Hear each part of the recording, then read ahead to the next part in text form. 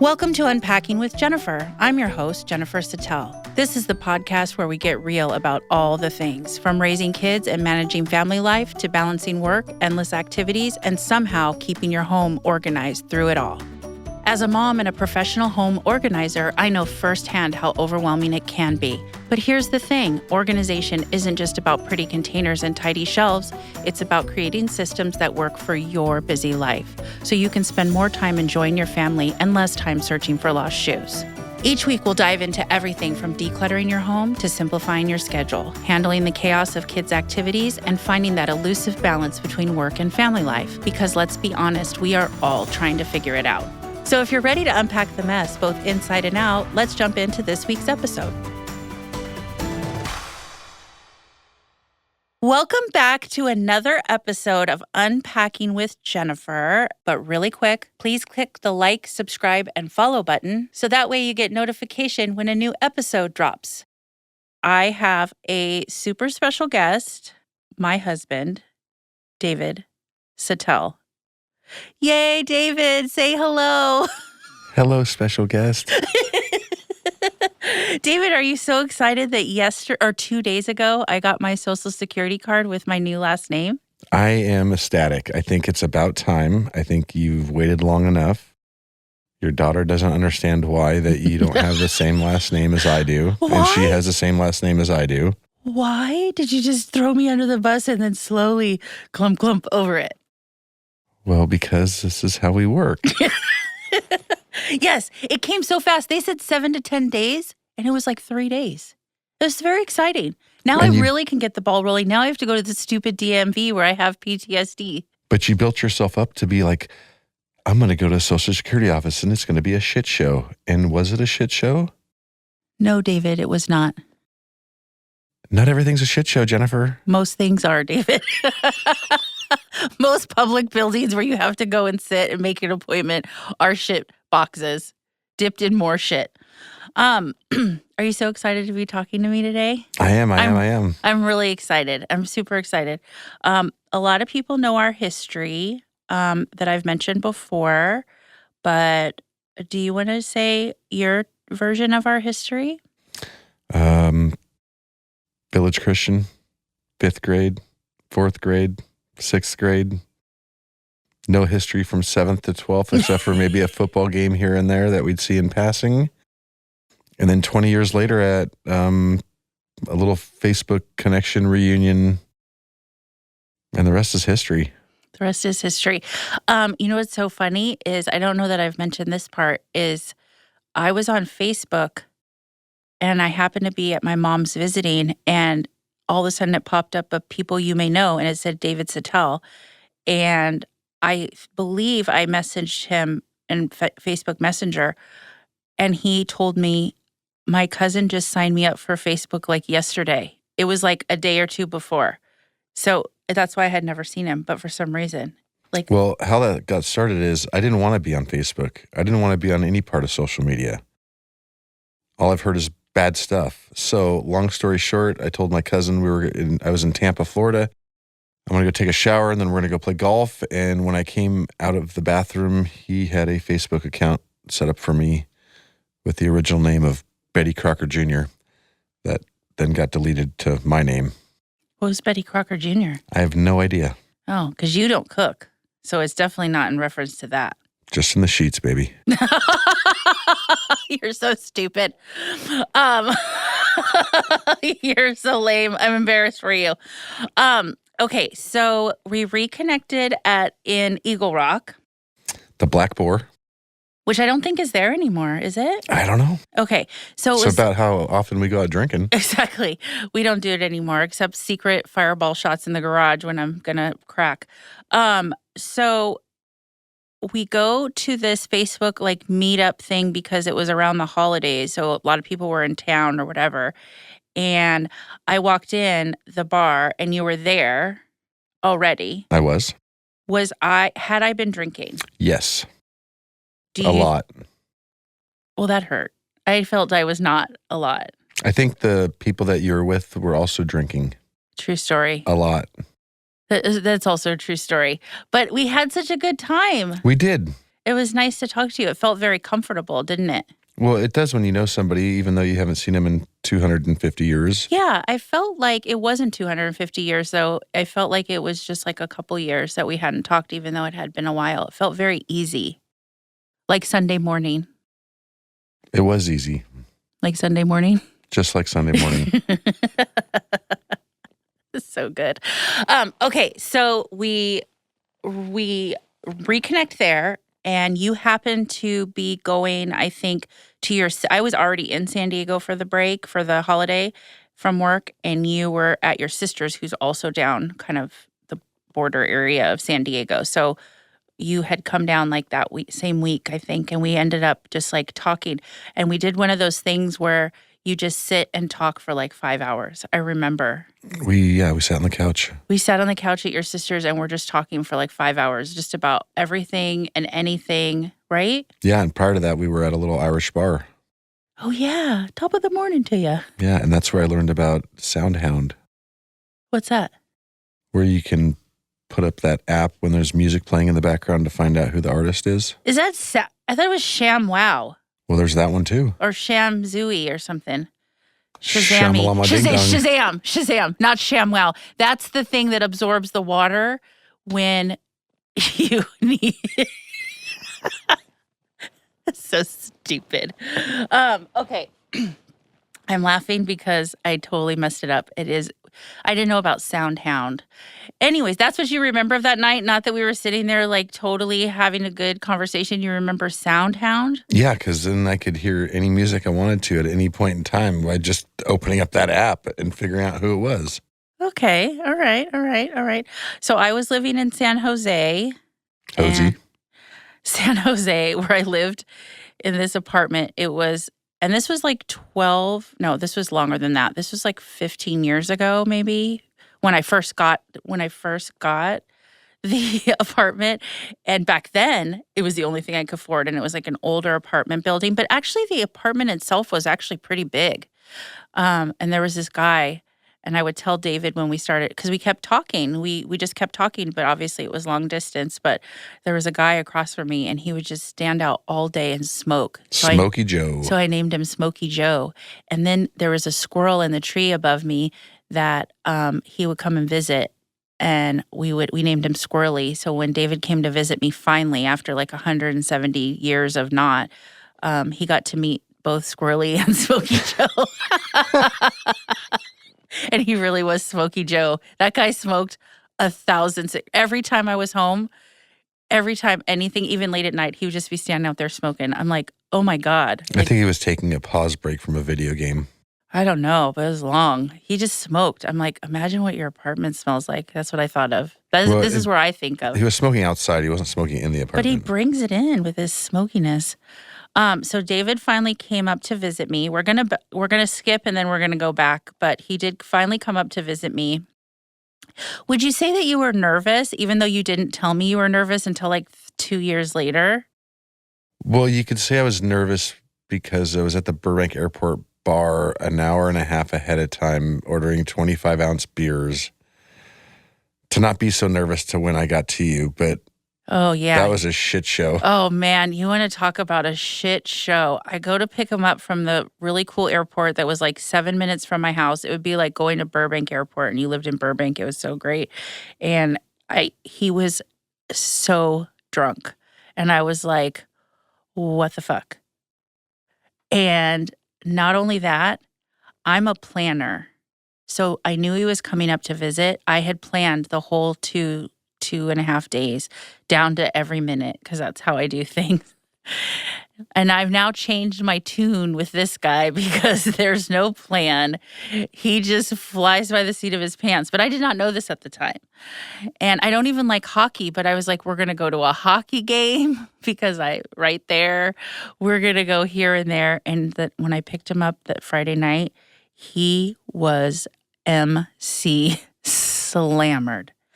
Then I take him to this sushi place where he proceeds to be even more slammered, just stupid drunk. And I was like, what is happening? And then I had just been like the month before introduced to Fireball. at a work event, surprisingly. And I bought some because I was like, maybe he'll like Fireball, but not knowing that he was already freaking blasted. And then we drank Fireball shots because that sounded like a good idea for somebody who's Not a already, little. huh? Not a little. No, a lot. And then the next day he was dead in the bed. He died. I woke up and I was like, okay, I'm going to let him sleep. And then I didn't even know if he was breathing. I was just like, this is the first time he's been up here, and he was just dead. And then finally I had a banana and some vitamin water, and I put it on the counter. I'm like, are you alive? And he's like, no, I'm dead. So we didn't get to go to the hockey game. We didn't get to go. We didn't do much that day other than go to dinner that night. And even then, he went back to sleep. When we got back home, he passed out again. I wouldn't say passed out. Oh, well, yeah, he did. He was done. And so the next morning, I'm like, are we doing this? Like, are we going to sleep all day again? He's like, no, I can feel my head, my eyeballs, everything. He was so drunk. I don't think I've ever seen him that drunk before. Well, I don't think I've been that drunk in a long time. Yeah. And then he told me he was nervous, which I didn't know why, because then you don't remember anything anyway. What were you nervous about? Did you remember even going to sushi? I do. Oh, yeah. It was really good. I do. I remember going to sushi. I don't remember leaving sushi. I probably had to carry you or drag you. I don't know. But I do remember the day after we went to San Francisco. We did. And I had planned a boat ride. And everyone, when I lived up there, everyone who would come to visit always wanted to go to Alcatraz. And I got to tell you, I can't even say Alcatraz without wanting to like punch the air because I went there so many times. I'm like, it's fine the first time. Maybe one more time. I was like, but I didn't take him to Alcatraz, but I took him to the wharf, right? We went to Fisherman's Wharf. Yeah, we went on the boat around. We went on the boat around, and then we went to this place that supposedly had good burgers. I don't eat burgers, but David does. I knew he did because I'm very considerate, even now. And we had a good day. We did. We had a blast. We had a great day. It made up for the Saturday. Is that the day I made you breakfast, David? Oh, that's the day you made me the broccoli / There was no egg broccoli casserole with some beans and. There was no beans. She's like, "Do you want breakfast?" So I made an egg white scramble. There was nothing white about any part of that scramble. So apparently I put a whole green bell pepper, and he's like, do we get eggs with this bell pepper? And I was mortified because we had just started. Like, I was like, you don't like my top of the line, like Guy Fieri cuisine. If you know how spray butter comes out, if you could just imagine doing that with egg whites, that's about how much egg there was to the bell pepper. You're such a liar and embellisher. And there was no broccoli, and there was not one bean face. There wasn't. Green. Everything was green. He just kept pushing away, and then I gave him turkey bacon. He's like, what the fuck is First off, you can't call turkey bacon. The fuck? Exactly. That's what he said. He goes, turkey is not bacon. And then he's like, but this is good. And I was like, I don't feel that that's truthful. And then I look over, and he's just pushing with the fork everything to the side, and like maybe took a bite of turkey bacon. And he's like, it's not bacon, but fine, whatever. So then I took him for a burger, and it made up for it, right? It did. It did. It really did. It was a good little greasy spoon spot. Yeah, it was good. And then another one of our adventures where we had never really traveled together besides, like, he came up to San Jose, like, big deal. I'll talk about a couple other things on the other end that are maybe not as exciting, but we decided, he had told me he had never been to New York. Oh, yeah. And so he has this friend, Bob, that we actually went to Village Christian. Village Christian to me is a giant pond, and everybody still is around the pond. Like, there's a few people that finally got out of this, area or whatever. Village Christian was a school. It's a school in Sun Valley, kind of Burbank, Sun Valley border, and it's a lifer school. If you went there your whole time, but it's preschool, so it's like 12th grade. And David still talks to some of his friends, and one of his friends is Bob, and he works in the in the entertainment industry. So he was doing, what does he do for them? Special effects. Special effects, yeah. So he was in New York. So he goes, oh my gosh, if we go to New York, I think Bob's in New York, and he was filming like Transformers, Spider-Man, and he was Working nights. He was working nights, and he's like, Bob said we could stay at his apartment that they put him up in. And I was like, that's great, because New York is super duper, New York City is super duper, dippity duper expensive.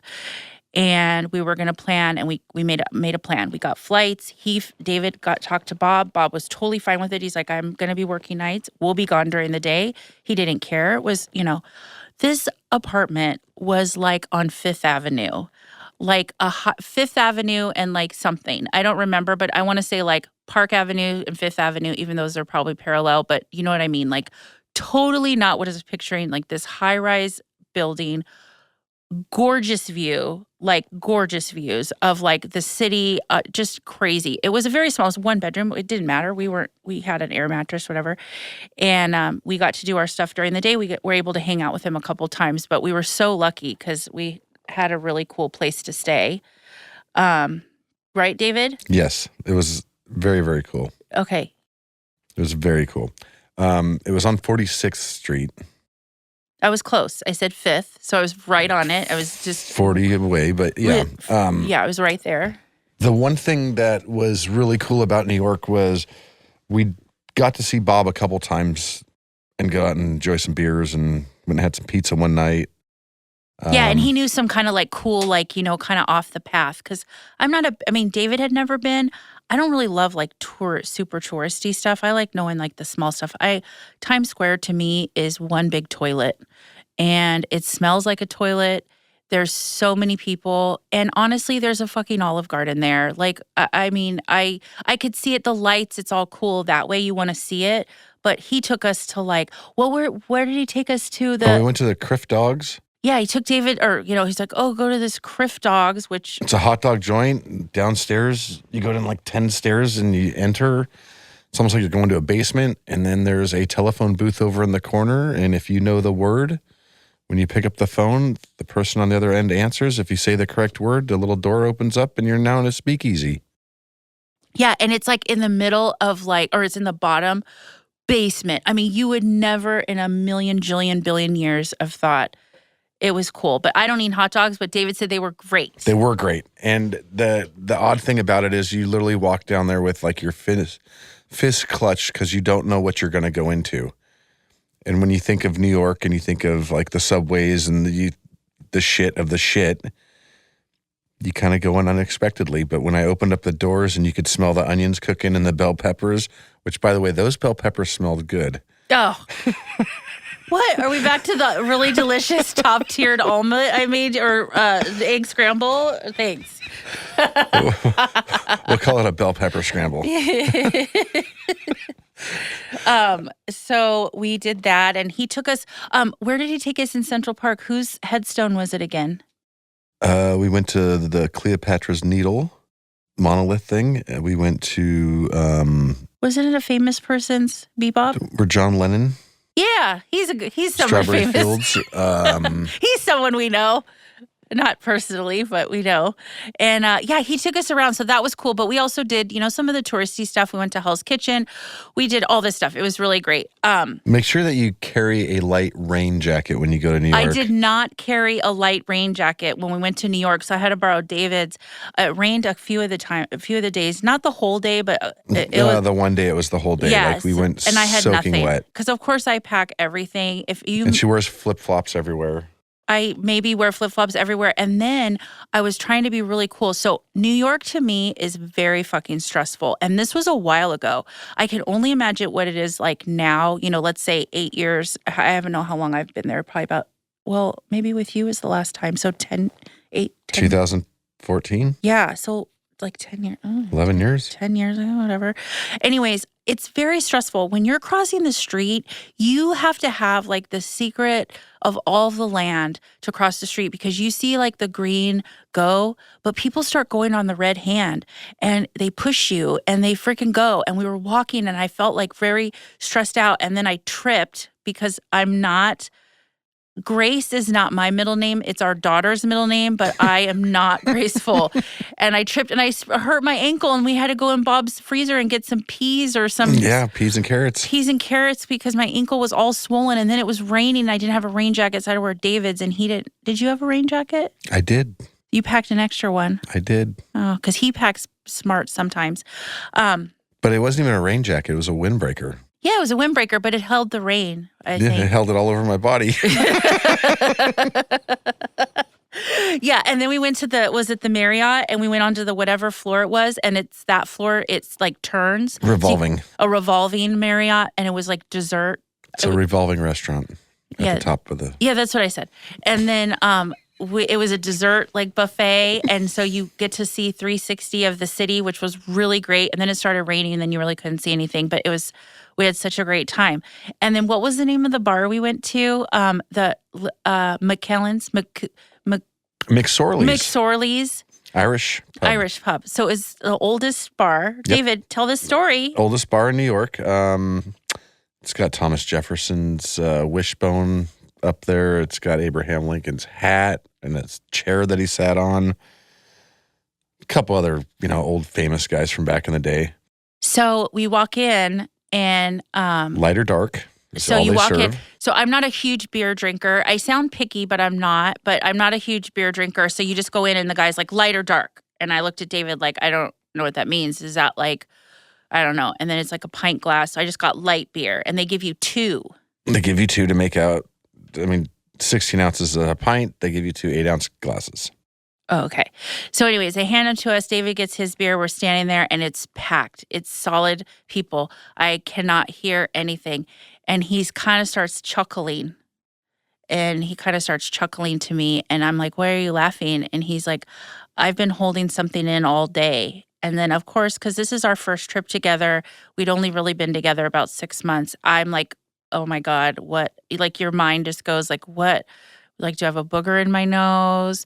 And I can't hear him. And he's holding his stupid 8-ounce pints, mixed towns. And he's laughing like he's about to right now. If you guys can't see him, but he's about to laugh. And he's like, I have to tell you something. And I'm like mortified. Internally, I'm playing it cool. Externally, I'm playing it cool. Internally, I'm dead. And he's like, go ahead. Last night, you kind of farted on my leg. That's what he said to me. He said, I farted on his leg. I wanted to die. I couldn't even get to the bathroom fast enough to go die. And he's laughing. And I'm like, no, I didn't. And he's like, you kind of did. And I've been holding it in all day because it was so funny. And I was like, I'm going to go to the bathroom. And I went in the bathroom and I texted my mom and I told her what he said. And she goes, I wish I was a fly on the wall right now to see your reaction because I get embarrassed about stuff like that.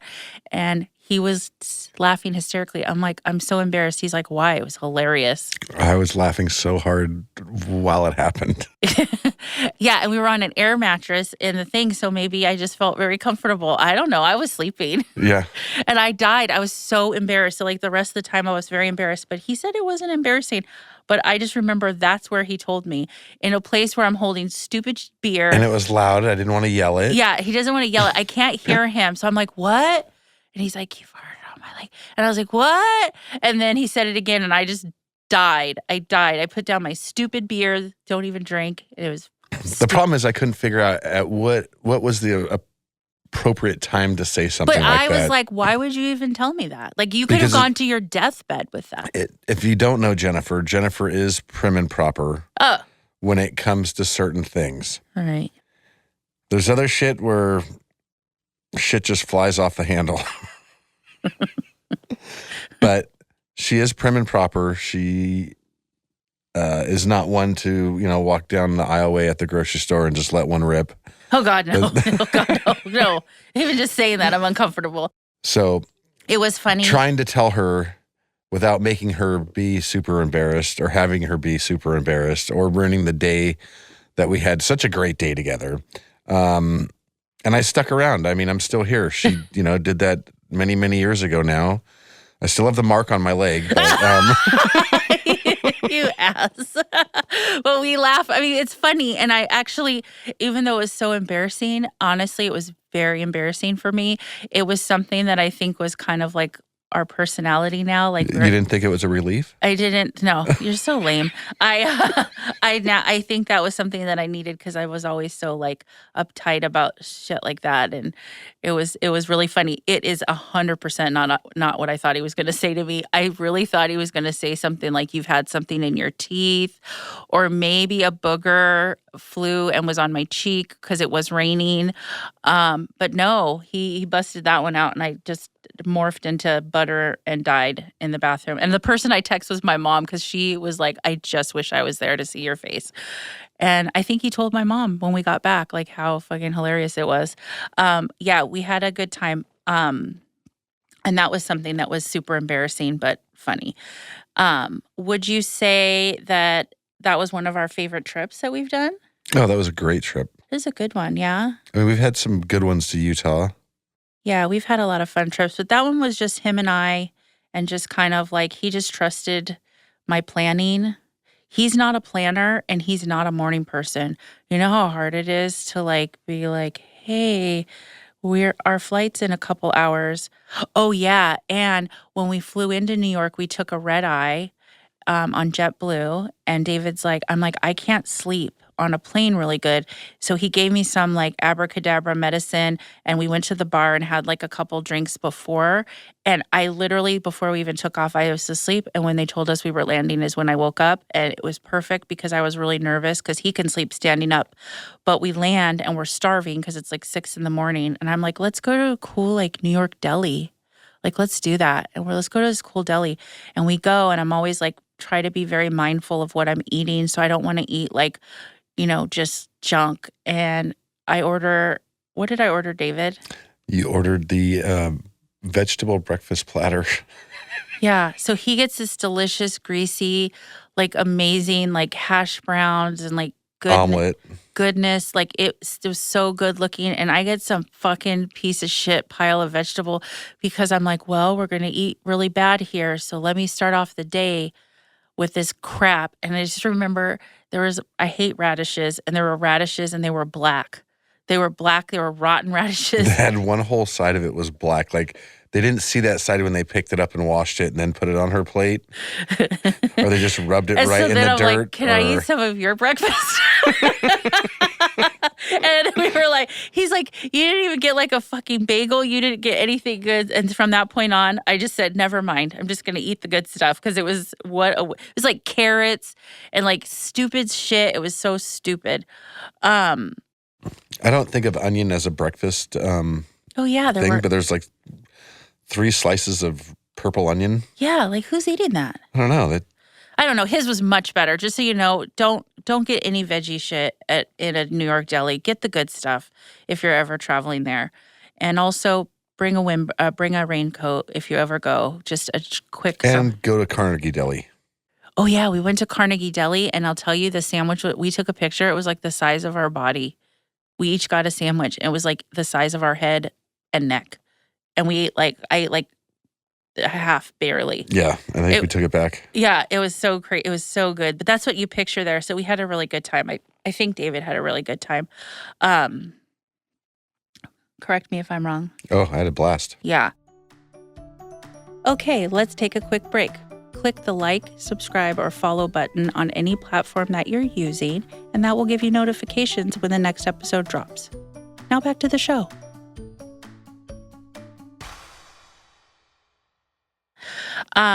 So there was another trip I wanted to mention just because it's not that it was where we went. We wanted to go see a band at the Santa Barbara Bowl, and I had never been there, and we stayed. That's where we went, right? Yeah, we were doing that.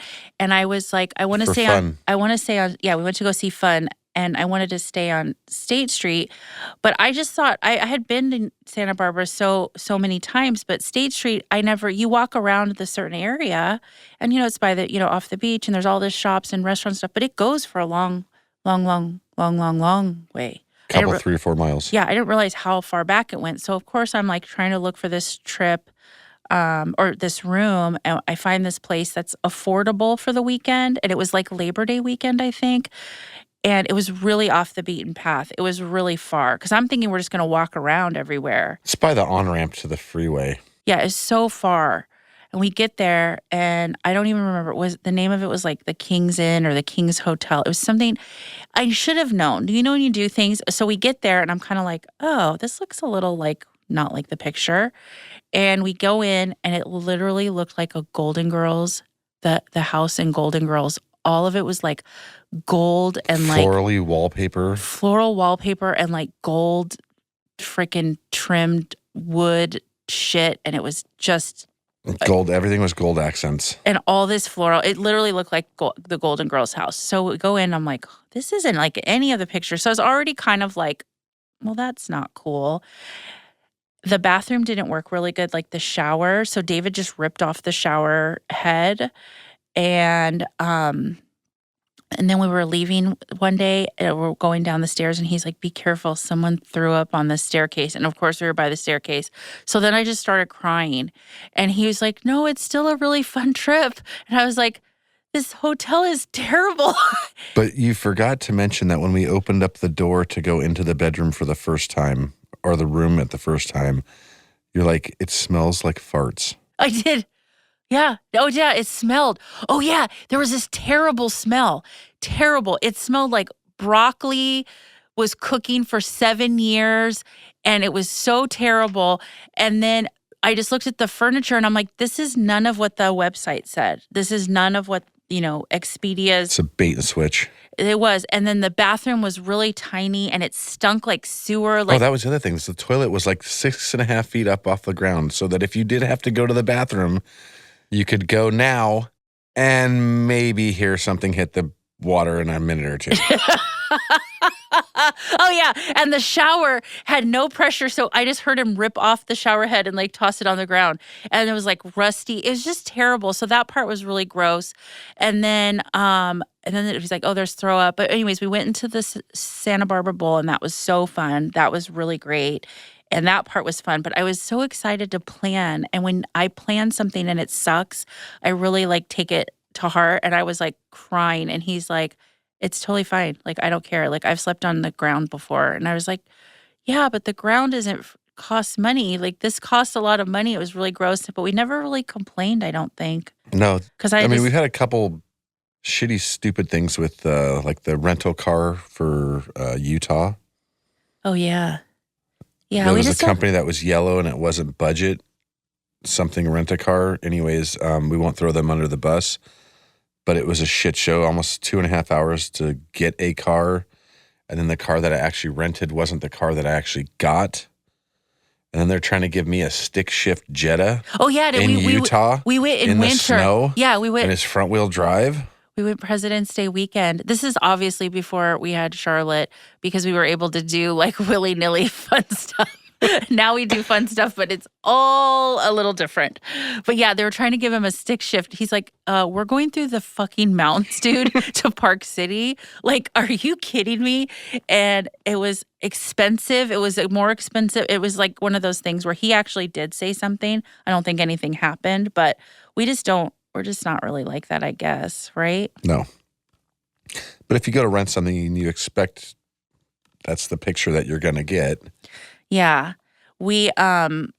So one of the things, and I don't know, I mean, I kind of want to mention this, but I don't know that I should mention it, that when we first started dating, I mean, we can cut it off if you're not comfortable with it, but when we first started dating, so we had met at that restaurant, and then I went back up to San Jose, and he was in Burbank at his family business, and he'll talk about that in a little bit, but we'd only been dating for probably, or when I say dating, I mean just talking. I mean, I don't even know, we just kind of fell into a rhythm, but his dad passed away in like 3 weeks in to us talking, and it was really weird. And I say that with love, but it was a weird thing because it's like I wanted to be there for you because I already know you, but at the same time, it's like we're just starting this like long distance thing, and it was just a really like I would say a kind of a weird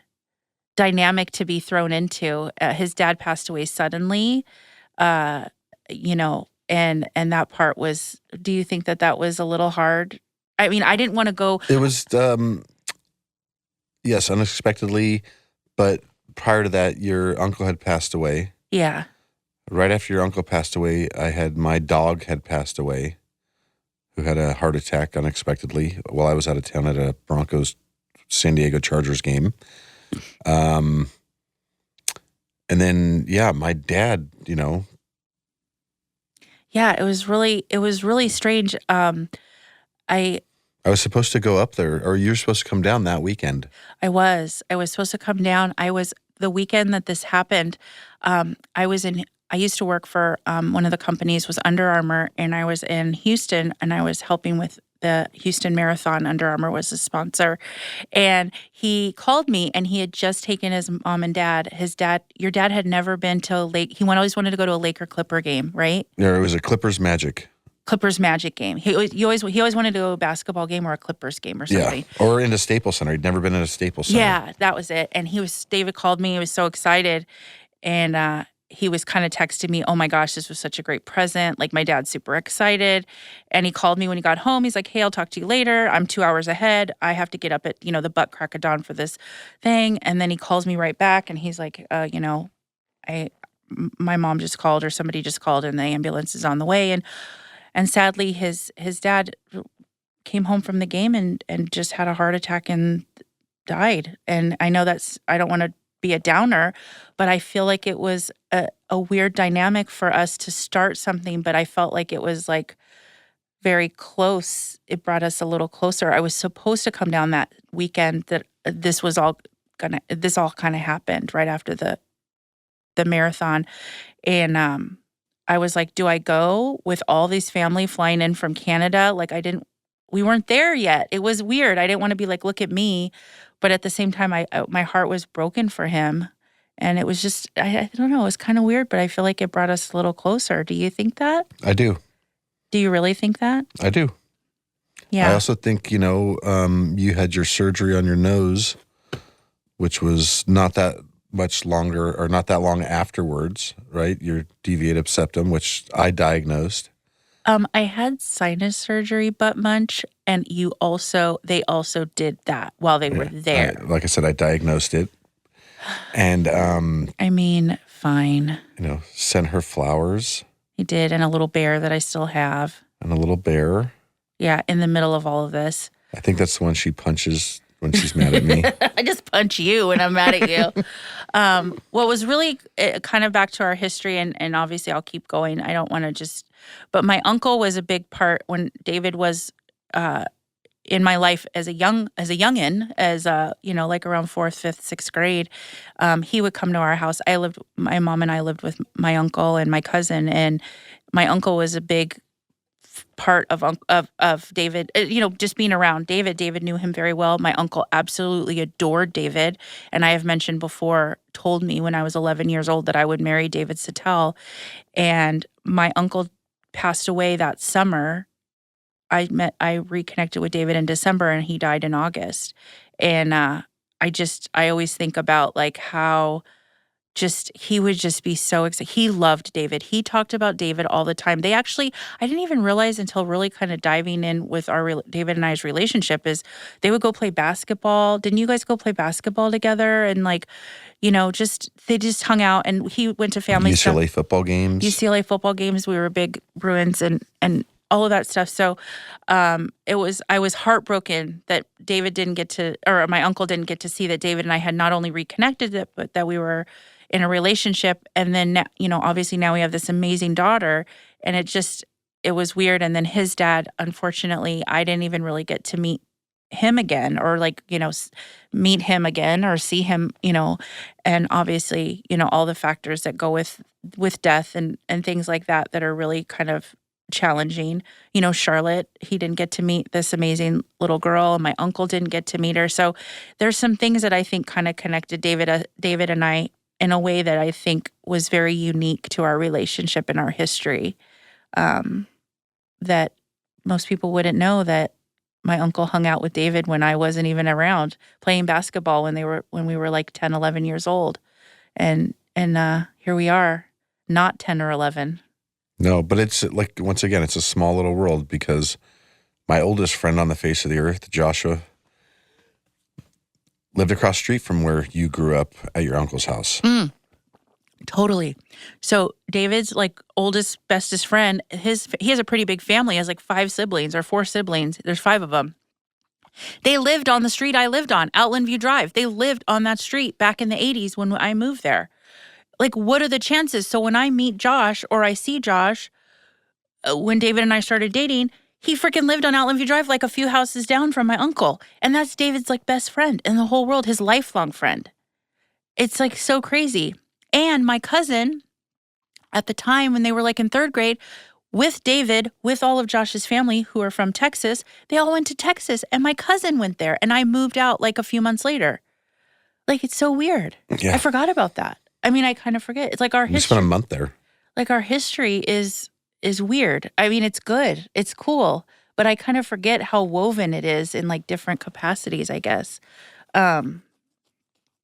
How did you feel when we moved in together, when I decided that I was going to leave San Jose, which I did not like living up Northern California, but I traveled all the time. And then when I was home, when David and I were dating, it was easier for me to come down. And plus, I didn't really know anyone up there, so it was really nice to hang out with him. Plus, everything was down here anyways. All of your other friends. Yeah, all my friends were down here. It was really, I traveled so much up there, I didn't realize like how lonely it was. But once I wasn't traveling as much, I was like, yeah, I'm not digging this. So, and then we said, do we want to move in together? Yeah, well, you kind of stayed with Kim for a little while, and then yes, I did. Stay with me over at my mom's.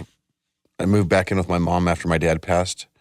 I was going through a divorce, and you said you found a couple houses, so we went out and looked with a real estate agent, and yeah, David looked at a couple. I looked at 21.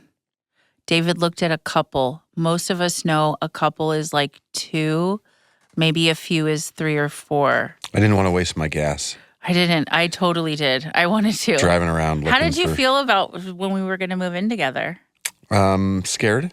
Yeah. Why were you scared? Because you thought I was going to fart on your leg? We had never lived together, and I didn't know what was to be expected, but I think it all worked out. I think it did too. And we got a puppy right pretty much within a couple months because we were like, well, if we get Let's a puppy, see how this is going to go down. If we get a puppy together, we don't kill each other or the puppy. Maybe we should try to have kids if it goes that direction. And Penelope's still kicking. She's still here. She's 10 years old and she's still kicking. So she's alive. So that's all good. Charlotte's alive too. Yeah. We're alive. We did it. We did it. We did it. So I want to talk about a couple things that are very interesting, and a lot of people ask me this just in general, is how do I live with somebody who's not organized? I am organized in my own way. Okay. It's not your way. Sure. Because you have your way of doing things. Sure. But you are, so some people say they are collectors, which is sometimes true. I know you are a collector of stuff, a lot of stuff. But sometimes people say collectors, comma slash in the behind the curtain really is word for hoarder. Would you say that you have hoarder tendencies? I would say that I have hoarder tendencies with work stuff. Tools and shit. Yes.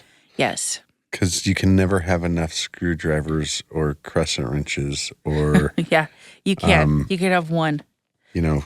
Yeah, and he also, for those of you that would not maybe know this tidbit of information, it's like generational hoarders of tools because his grandfather was very, right? He was very... Mechanic, yes. Yes, tooly. He was very tooly. And Automotive, your dad... diesel mechanic. Obviously has started the business, which we're going to talk about in just a second, but started the vending business and the family business. And so he inherited his dad's, and then he had 10 jillion, billion, zillion.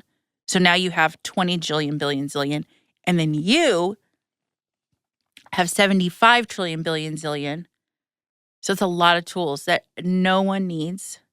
And so I would say you are a hoarder by far. Not only that, he'll save like old like peanut containers or like old coffee cans and put like screws in. And I'm like, I think you could just buy screws for like $5 and just have a fresh batch of screws. So, and you have just like half things of screws and like a little pile of screws on a table. And it just makes me want to rip all of my hair out and light it on fire. And they want to know how people always want to know, how do we not kill each other? Because I'm sure you want to kill me when I tell you that I want to kill you because you're kind of a Right now. collector / hoarder. I don't know if you call the screws and stuff collecting. What that is let's move on to the next project.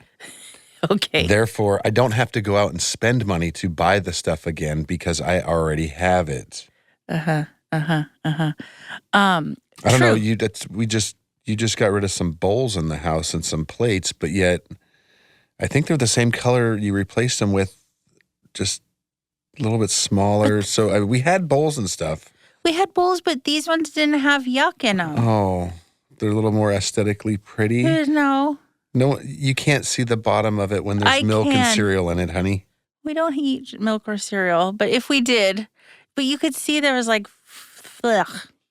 So I got new ones. Not everything. I don't think you should have to rebuy everything, but I think you should limit to yourself. It's hardware and stuff. There's no point in throwing it away to go out and rebuy it. Who said throw away? No one. Not one person said throw away. No one needs 1,000 hammers. No one needs 7 trillion of a bebops and a doobops. No one needs them. But you know that they make more than one style of hammer. He also collects, okay, guys, Dukes of Hazzard shit.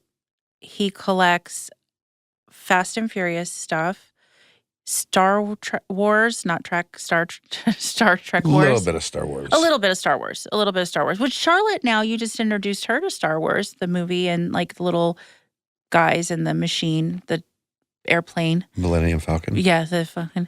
And and he has a lot of Dodger stuff from back in the day. So we have a 4th bedroom that is his room, which I will tell you, you guys, it takes every ounce of my resistance of life. The door is usually closed for many reasons, and all of his clothes are in there, and then all of his shelves of shit, treasures, treasures, but then he has all Childhood, this Jennifer. shit all over the ground. Childhood. And I'm just like, why don't we just pick up the floor? Because every once in a while I'd like to run a vacuum in here. The problem is there's not enough space on the wall, so I have boxes of stuff on the ground because there's no other place to put it. Yeah. And it's not going to go in the garage because it's collectible. It's collectible. Collectible meaning in the house. Collecting dust. Oh, no, in the house. Not collecting dust. Not dust collector. They're dusty though. You guys, they're dusty. I've seen them. I've put a glove to them and they're dusty. Then I guess you're not doing your job. Oh, you mother fricker. My job you told me I can't go in there. Oh, you can take a duster to him. So could you, ass face. Okay, so how do you think, so we get along even though we're very opposite in general? Yes. Would you say that we're very opposite in general? Yes. What would you say is the most opposite thing about us? Our mornings. Yeah, you think? Jennifer wakes up like a rooster cock-a-doodle-doing every friggin' morning. And I start And talking. she gets going. And I don't. At all. At all. I am not a morning person. I never have. Well, I guess I was when I was younger. But I know you just got to get up and do it. I also go to bed a lot later than Jennifer does. And she's like, all you do is sleep. Yeah. Because I'm not doing it when you're doing it. That's why. So if you go to bed at 10 o'clock and I do not go to bed at 10 o'clock. Okay. When you go to bed at 10:15, 11 o'clock. Like 12:02. Okay. And I get up at with the roosters. Yeah. That's why. Because you've had 6 hours or so to my 4 or my 3. That's why I'm tired. I think that, what else do you think is our biggest, do you think the mornings is it?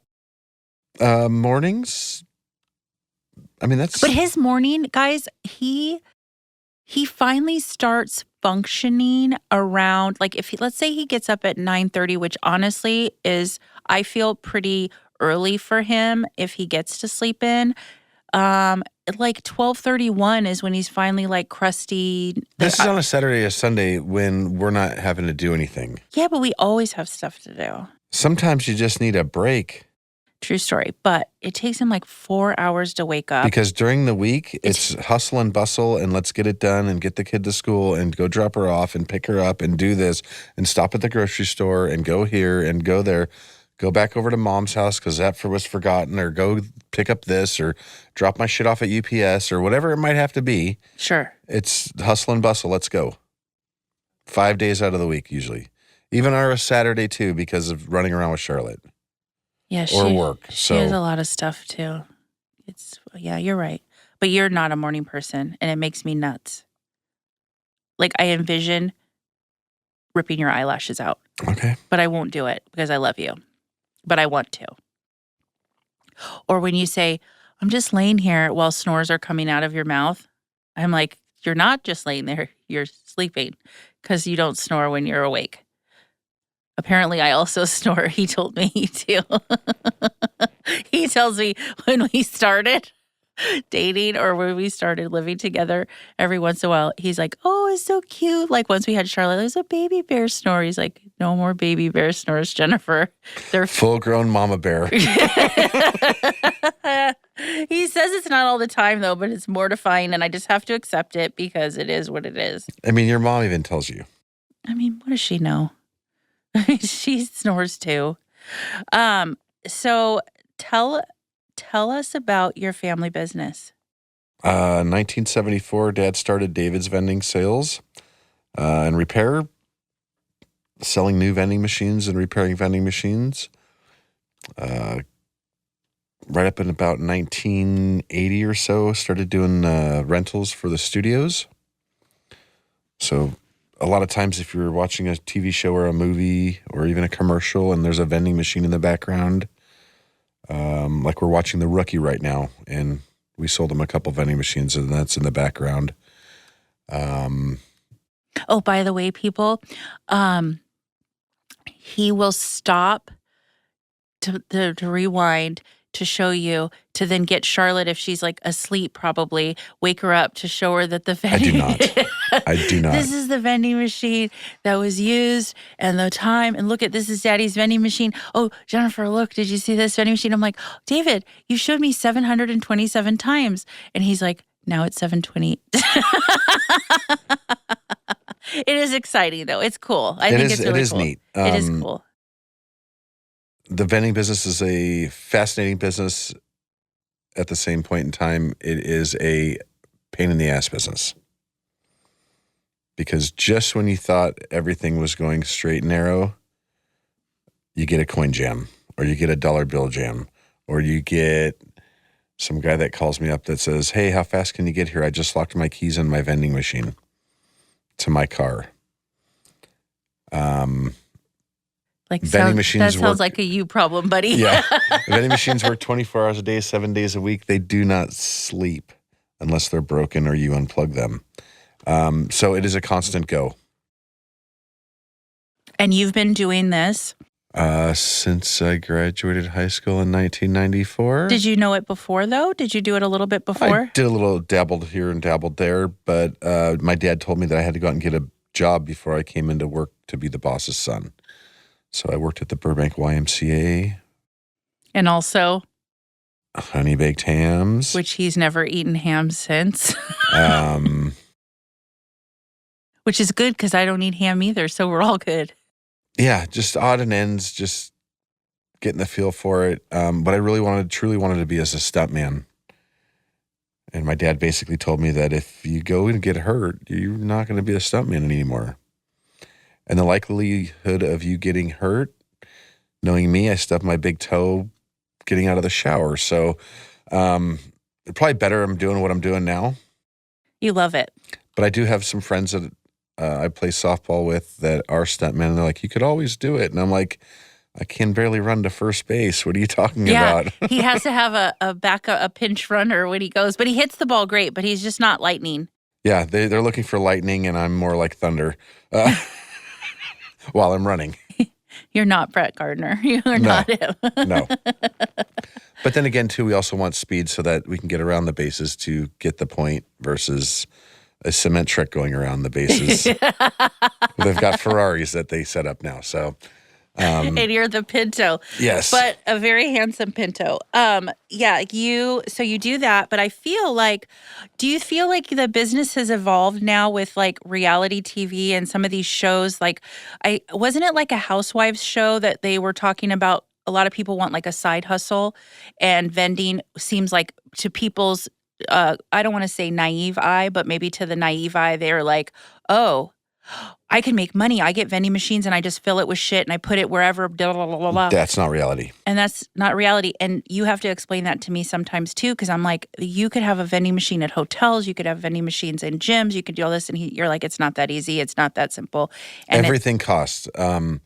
For instance, if you were up in the Valencia area now, if we wanted to go put a vending machine over at the mall, we're going to have to get a hold of management.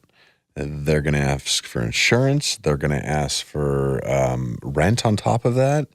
You got to figure out your price points of what you're going to put into it, because every Tom, Dick, and Harry's got Doritos and Coke in their machines.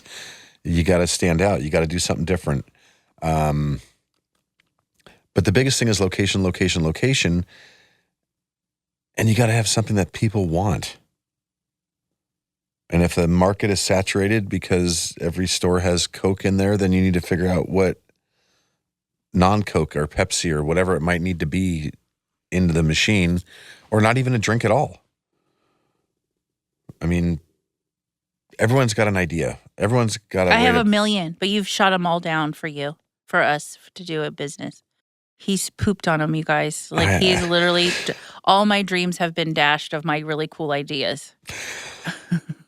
For vending machines. They're an idea. Yeah, but I don't think that they're just an idea.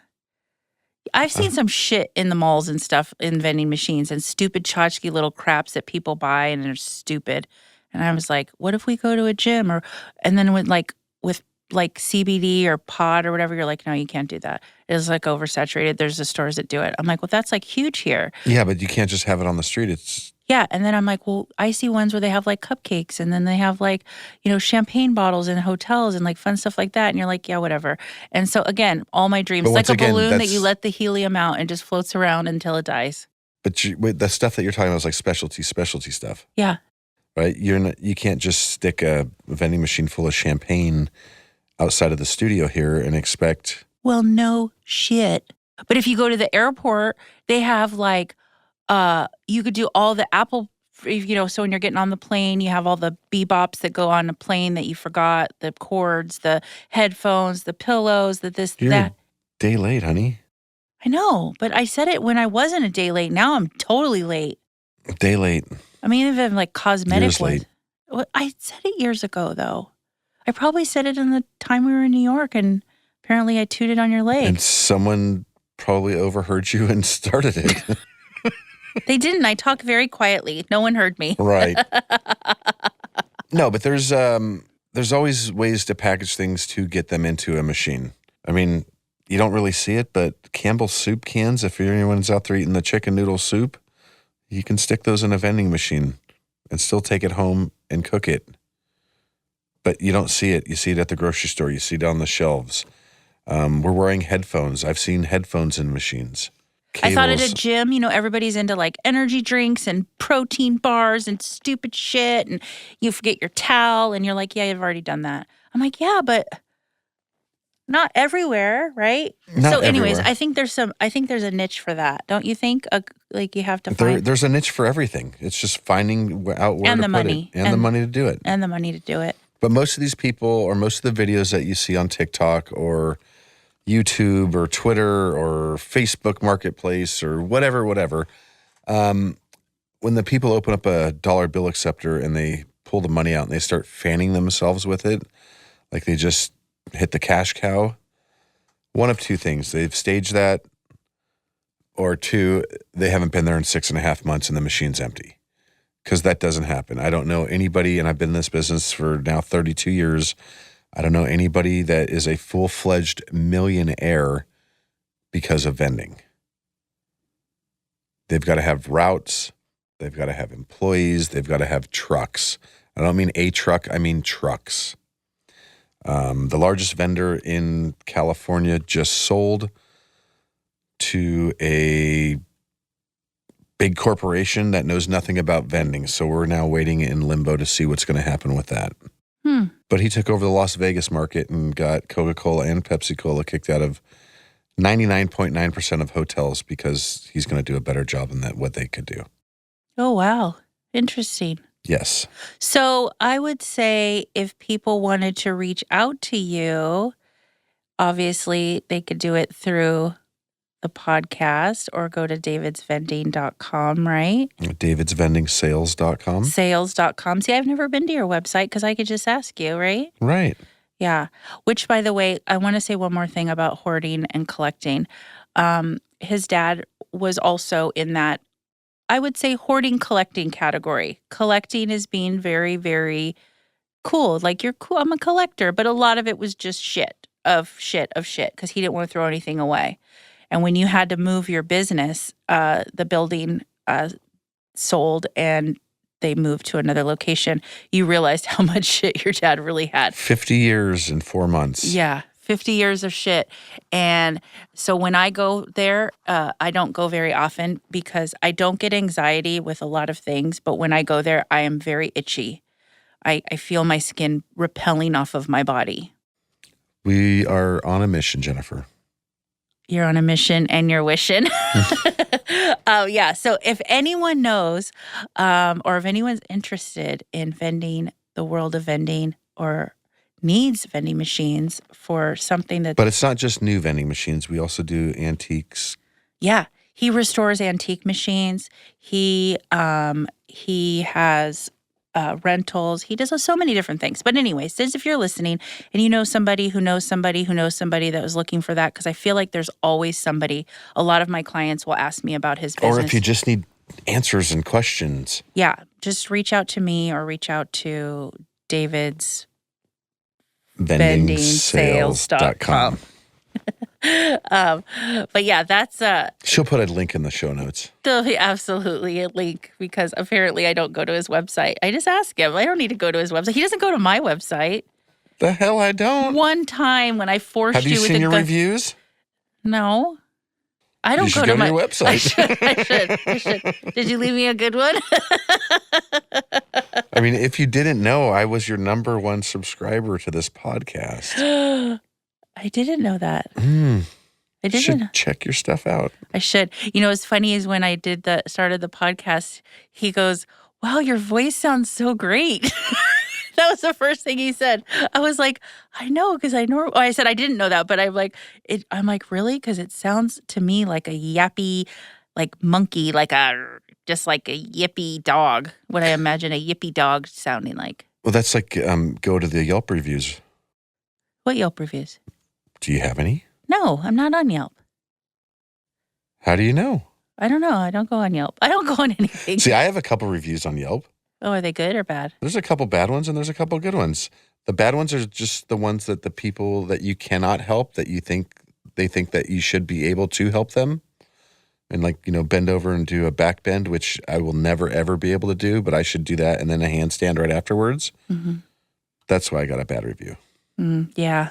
Because you literally can't make everybody happy. I can polish the biggest piece of shit and it's still the biggest piece of shit. And the customers just don't understand that. Why he bought a $250 machine and you can't get it working, it's probably why it was sold for $250, because you can't get it working. Yeah, people sell the vending machines and they're like, I got this for he'll tell me, I got this for $200 and it's a pile of shit. And then the guy has to spend $1,000 or more on the parts and pieces. And David's like, you could have just spent, another couple $100 and had a brand new machine. So it's kind of just, people suck. I mean, people are just, they just have their own world. But I do want to tell this funny story, and then we'll be wrapping up our extremely wonderful time together, because I've been so excited to have David on the show because Him and I are just hilarious. When David and we were doing long distance, we were doing our long distance relationship, a lot of phone calls, just a lot of talking. And there's actually kind of two stories. But one of them was, I was like, David, who's on your island? Oh, Jesus. You know, the infamous island that you get like a free pass on. So he's like, what? And it was like this like weird, like he had no fucking clue what I was talking about. I'm like, who's on your island? Like you're free. Like who's on your island? You go. She didn't say who's on your free pass island. I forgot to say the free pass part, but I was like, who's on your island? Because most people know, like, who's on your island? Like, I wasn't playing that game. I didn't know.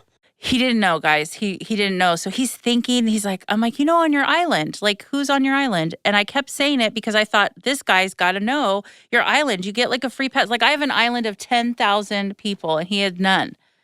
And he's like, so he's thinking really, don't flip me off. He's thinking really hard. Really hard. Okay, guys. And he goes, once again, I do not know where she's going with this. And he's like, I think Magic Johnson, because he's a really good humanitarian.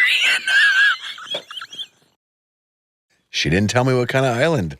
I don't know what fucking island he was thinking, but I died. I died and had to like revive myself to go, I was thinking he was tall, he could grab coconuts. No, it wasn't like that though. It's not an island to survive. See, I didn't know. I had no clue. But it's like most people know. I mean, he's an exception to the rule. Sometimes David is like, you knock and no one's answering. But this one was so, because he thought for like good 2-3 minutes and then he's like, Magic Johnson, because he's a really good humanitarian.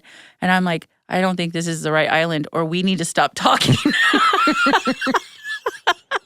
So then, okay, so after he thinks for a minute, he says, Kristen Bell. After he thinks for a minute. And this is like Veronica Mars before, we didn't even know about Frozen. We didn't have Charlotte. This is like, I guess Veronica Mars was the show she was on that I guess you knew of.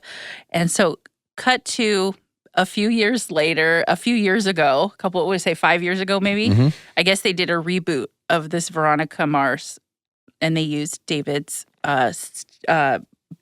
shop. Thank you. I couldn't think of the word. The shop to film the outside scenes. So he tells me, he's like, yeah, I don't even know. Like, I don't know how much I'm going to be involved. He needed to be there, obviously, to answer questions. I don't think they're actually going inside the shop because you probably couldn't walk in the shop. And they said no. They did. They said we no, moved thank a you. bunch of shit for They them. said no, thank you. And anyways, they're outside. And then he sends me a picture with his arm around Kristen Bell. And he's like, this is my island, bitch, or something. And he's like, where's yours? I got no pictures of the island. And I'm like, damn it. No pictures with Jeter. No pictures with no Ryan Gosling. The one cool thing about this business is you meet a facet of different people. I could be at the California Highway Patrol today, and then this afternoon be over at a lead singer of a major band's house. And then tomorrow be at a high school, and then be in the back alley somewhere fixing a cigarette machine in a dirty-ass bar. I mean, it all just depends, but vending machines are everywhere. But yeah, he goes to some really interesting places. He'll be like, oh. Yeah, there's been a couple interesting clubs down in Hollywood that... he has bleach for his eyeballs. Yes. He's seen some things. I've seen some things that no man should ever see. And he'll be like, I'm just here to fix the vending. Please don't even make eye contact. Please turn the lights on in here while I'm working. Thank you. I'm going to look at my shoes while I walk through here. But yeah, it's really interesting. It's an interesting world. And I'm sure David and I will have another conversation because I really enjoy this. So, but we're going to wrap up, right? Right. We're wrapping up, honey. We're wrapping it up. But we'll do this again. Okay. Because it's very exciting. I like hearing David and I together with headphones on. It looks very professional. Because normally I think he turns his headphones off at home. So thank you so much for listening to another episode. And I look forward to next week's episode. Thank you. That's a wrap on today's episode of Unpacking with Jennifer. I hope you're walking away with a little inspiration and a few practical tips to make life at home just a little bit easier. If you love the episode, be sure to subscribe so you never miss a new one. And if you found it helpful, I'd love if you left a quick review. It helps more moms like us find the show. Let's keep the conversation going. You can find me on social media at Jennifer_Sattel for more organizing tips, behind-the-scenes moments, and a whole lot of real life. Until the next time, take a deep breath, give yourself some grace, and keep unpacking what matters most. This episode was engineered by Robert Altschuler. Music by Coldfire. Recorded and mixed at Command Recording Studios.